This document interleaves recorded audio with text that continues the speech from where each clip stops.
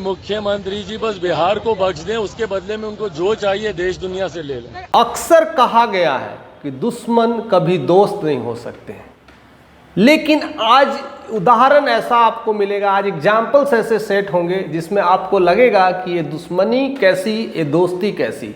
और वो है बात सिर्फ और सिर्फ एनडीए की।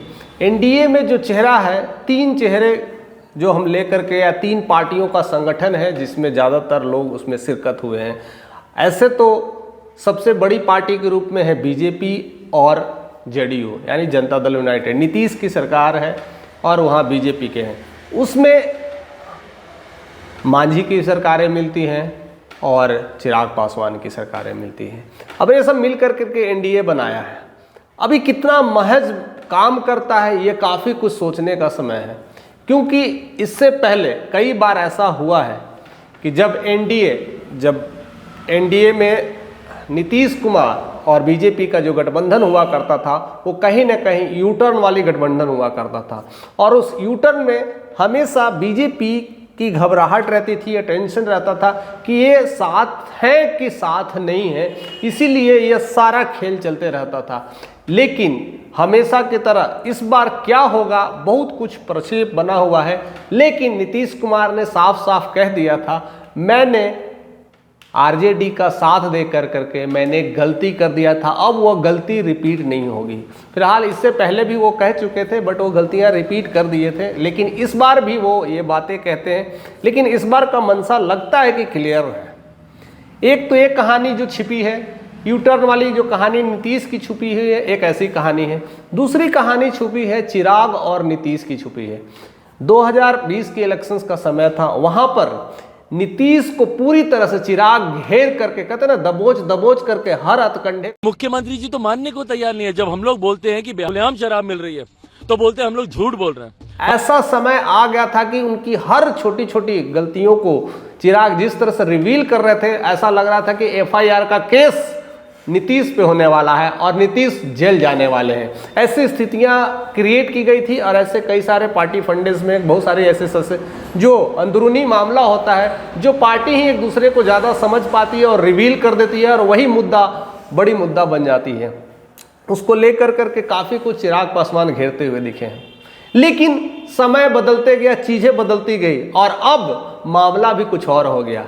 उस समय नीतीश बहुत एग्रेसिव मोड में थे, बहुत, अभी सब तो बच्चा न है जी, लेकिन कहीं ना कहीं बीच में उनकी, कहते हैं ना, उनकी सियासत कमजोर सी दिख रही थी, और शायद उसी की वजह से वो ज़्यादा परेशान भी थे और बीमार भी पड़े थे और टेंशन्स में भी रहे हुए थे। लेकिन उसी वजह से शायद ऐसा हुआ होगा कि उन्होंने तेजस्वी के साथ गठबंधन कर करके और सरकार बनाई थी, जिसमें वो सीएम बने थे और डिप्टी सीएम बने थे तेजस्वी। लेकिन बात बदलती गई 2020 के बाद। अब मामला है 2025 का।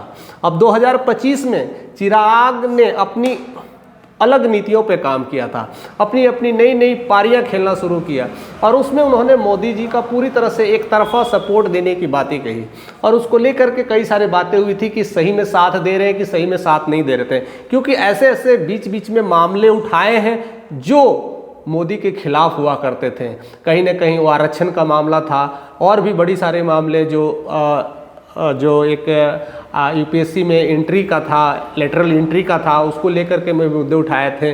और इसको देख करके लग रहा था कि एक तरफा वो बीजेपी के साथ है कि खिलाफ है। लोगों के बीच ये हलचल मच रही थी, और कई सारे इस पे वीडियोस भी बने हुए थे कि अब होगी एनडीए में टूट, क्योंकि चिराग हो रहे हैं अलग, चिराग उनके साथ अब युद्ध करने के मूड में है। ये कई मुख्यमंत्री नीतीश कुमार जी की लापरवाही खामियाजा बिहार की आम जनता भुगत रही है। उस पर भी क्लियर मैसेज दे दिया था कि मैं केवल सही काम कर रहा हूं। अगर मेरे प्रधानमंत्री लगेगा कि वो कुछ ऐसा गलत काम किए, ऐसा चीजें गलत है, तो वहां पर मुद्दे को उठाना एक सामाजिक कार्यकर्ता को बहुत जरूरी है। मैंने वही चीजें को मुद्दे को उठाया है। मैं मोदी जी के खिलाफ नहीं हूँ, मेरे अपने हैं, मेरे प्रधानमंत्री हैं, मैं उनके खिलाफ नहीं जा सकता, उनकी नीतियों के खिलाफ नहीं जा सकता। बट जो चीज़ें हैं, जो समाज को, धरातल को लगता है कि ये गड़बड़ हो रही है, वहाँ पर मुद्दे को उछालना ये गलत बात नहीं है। और ऐसा लगता है कि मोदी जी इस बात को समझते हैं, मेरे प्रधानमंत्री इस बात को समझते हैं,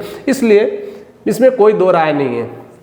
मंशा क्लियर था, साफ साफ था। लेकिन अब उनके बाद जब लोकसभा इलेक्शंस आया था उसमें एक तरफा जीत हासिल किया, यानी 100% स्ट्राइक रेट मेंटेन किया, 5 सीटों में से 5 सीटें क्लिक कर दिए। उनमें मोदी जी का बहुत बड़ा कंट्रीब्यूशन रहा है, साथ भी दिए हैं। और उसी समय से वो कहे भी जाते थे एक दूसरे को, राम भक्त हनुमान, एक राम दूसरा हनुमान की संज्ञा भी दी गई है और वही संज्ञा आज भी चल रही है। ऐसा लगता था कि हम उसी रामायण की कड़ी में देख रहे हैं, ऐसा लगता था कि हम त्रेता युग में फिर से वापस आ गए हैं, यानी राम और हनुमान एक साथ दिख रहे हैं, ऐसा पहले दिखा करता था। लेकिन अब भी वो चीज़ें दिख रही है।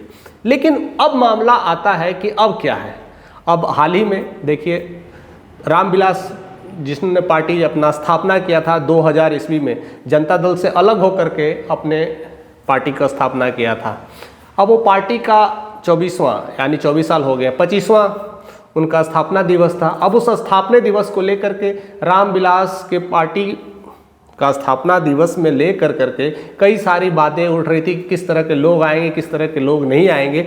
लेकिन Nitish Kumar as a CM अगर वहाँ जाते हैं, लोजपा के कार्यालय में जाते हैं, तो एक बहुत बड़ी मैसेज मिलता है, एक बहुत बड़ा डिस्कशंस होता है, एक बहुत बड़ी पैगाम दिया जाता है कि अगर बिहार का सीएम अगर जाते हैं उस कर्जकर्ता के पास, एक नए कर्जकर्ता जहाँ पर उनकी अभी कोई छवि नहीं है, एक बड़े विधायक, ज़्यादा मंत्रालय भी कोई ऐसा कुछ नहीं मिला है, बस एक फूड प्रोसेसिंग मंत्री है, केंद्रीय मंत्री है, अभी 5 सीटें क्लिक की हैं और 100% स्ट्राइक रेट है। बट बिहार में कैसा है, लेकिन उसके कार्यालय में जाना, उनके पिता का फुल लोकार्पण करना अपने आप में एक बड़ी मैसेज देती है कि अब एनडीए में वो बातें नहीं रही है, अब एनडीए एकजुट होता हुआ दिखाई पड़ रहा है।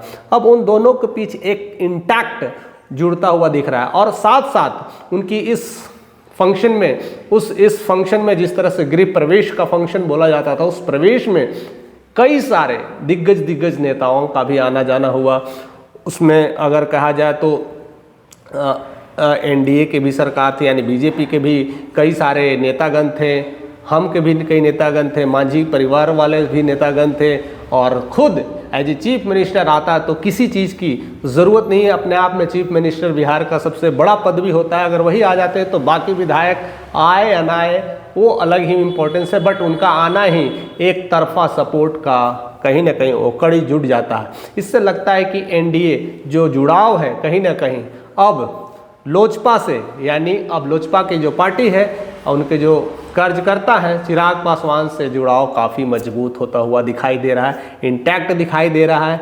एक वही समय था जब चिराग पासवान उनको घेरे थे, उनको घेर करके दबोचे थे और कहीं ना कहीं वो सारी चीज़ें दिख रही थी। लेकिन अब एनडीए में एकजुटता दिखाई दे रहा है, एक जश्न का माहौल दिख रहा है।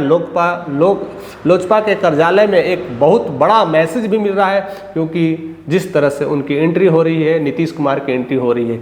लेकिन अक्सर ये भी कहा जाता है कि नीतीश कुमार कब यू टर्न मारते हैं, इसको लेकर के भी काफ़ी चर्चाएं चलती है, इसको लेकर के भी कई सारे वीडियोस भी आएंगे, कई सारे रिवील भी होंगे, क्योंकि अभी भी कहीं ना कहीं सीटों को लेकर के भी ये तमाम प्रॉब्लम्स होंगे, तमाम चीज़ें होंगी। साथ मिलना, साथ रहना दो बहुत इम्पॉर्टेंट चीज़ है। कई बार ऐसा होता था कि हम साथ में हैं लेकिन साथ नहीं होते थे, और इसका सबसे बड़ा एग्जाम्पल्स हमें तो रामायण से ही मिल जाता है। अगर हम बात करें कि राम के अगर माँ देखे तो दो माँ थी, एक कैकई थी और अपनी एक दूसरी जो माँ थी कौशल्या थी।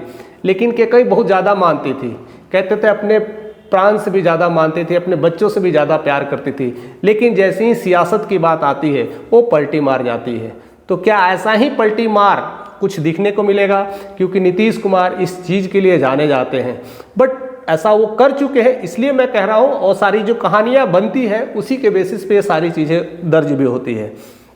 अब नीतीश कुमार तो साथ दे रहे हैं, कहीं ना कहीं ये भी तो मामला हो सकता है कि नीतीश कुमार को भी डर लग रहा है कि अभी चिराग का जो जलवा है, जिस तरह से जलवा बढ़ रहा है, उनका जलवा जलाल हो रहा है, अगर हम उनका साथ ना दे तो अपना ही छूट जाएगा, अपना ही सिंहासन खतरे में पड़ सकती है। तो शायद साथ में देकर के भी सिंहासन को बचाने की भी साजिश हो सकती है। तो ऐसे कई सारी बातें हैं जो की जा सकती है, लेकिन फिलहाल अभी जो माहौल है कहीं ना कहीं एकजुट का माहौल दिख रहा है। और वहीं पर अगर हम बात करें तब आनंद मोहन की बात होती है, वो भी तो एक एनडीए के नेता हैं, लेकिन वो डायरेक्ट चिराग पे कटाक्ष करते हैं। उनके बेटे वो भी कटाक्ष करते हैं, एक दूसरे को जैसे झगड़े के माहौल बन चुका होता है। और वहाँ पर अगर लगता था कि नीतीश कुमार कुछ नहीं बोल पाते हैं, कुछ नहीं कहते हैं, एक तो एज ए बिहार के सरकार है, उन्हें तो कुछ कहना चाहिए था, पैगाम देना चाहिए था, लेकिन अब मामला आता है सरकार को लेकर के, वो भी हमारे पार्टी में है तो कैसे बोले। तो ये सब बड़ी सारी साजिशें हैं। लेकिन जिस तरह से नीतीश कुमार उस पार्टी में जाते हैं, लोजपा कार्यालय में जाते हैं, तो ये मैसेज क्लियर हो जाता है, चाहे वो आनंद मोहन हो, चाहे और कोई भी हो। अब ये मैसेज क्लियर हो गया है कि चिराग पासवान को अब हटाना या उन पे बोलना एक खतरे की घंटी भी है। तो यानी दो बड़ी पार्टियां लेकर के उभर रही है, उसमें बीजेपी का कंट्रीब्यूशन है। एक एनडीए एक शक्तिशाली राष्ट्र के रूप में यहाँ निकलेगी, शक्तिशाली पार्टी के रूप में निकलेगी और बिहार को एक नया प्रारूप देने की कोशिश करेगी। क्या इस प्रारूप में अभी समय बहुत नज़दीक नहीं है कि अब 2-4 महीने में सब कुछ होने वाला, अभी 8-9 महीने बचे हुए। अगर देखा जाए तो पूरे साल भर का कार्यक्रम है। इस साल भर में बहुत सारी चीज़ें घट सकती है, कई सारी चीज़ें पलट सकती है, इसका भी कभी अंदाज़ा नहीं लगाया जा सकता है। और क्या क्या चीज़ें धरातल पे होती रही है, ये सब कुछ से किसी से छुपा नहीं है।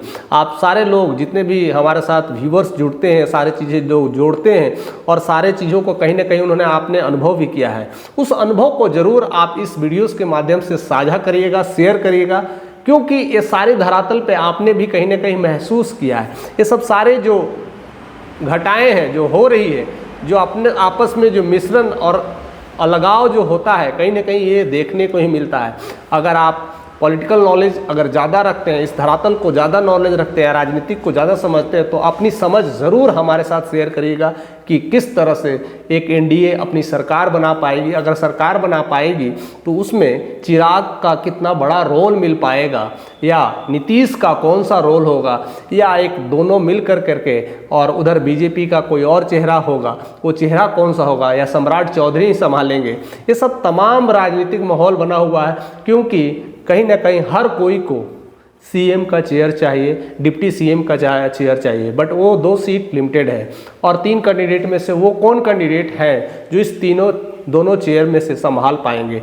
आपके मन में ऐसी कौन सी विचारें हैं, चल रही है, या ऐसा कुछ लगता है कि पलट जा सकती है या चीज़ें चेंज हो सकती है, या उस समय एक बड़ा युद्ध होने वाला है? ये कैसी कैसी क्या हो सकती है? क्योंकि सारा खेल सब सिंहासन का है और सिंहासन में कोई किसी का अपना नहीं होता। फिलहाल आपके कमेंट का हमें इंतजार रहेगा। अगर चैनल पे नए हैं तो सब्सक्राइब करें, ऐसे नोटिफिकेशन आपको आते रहेंगे।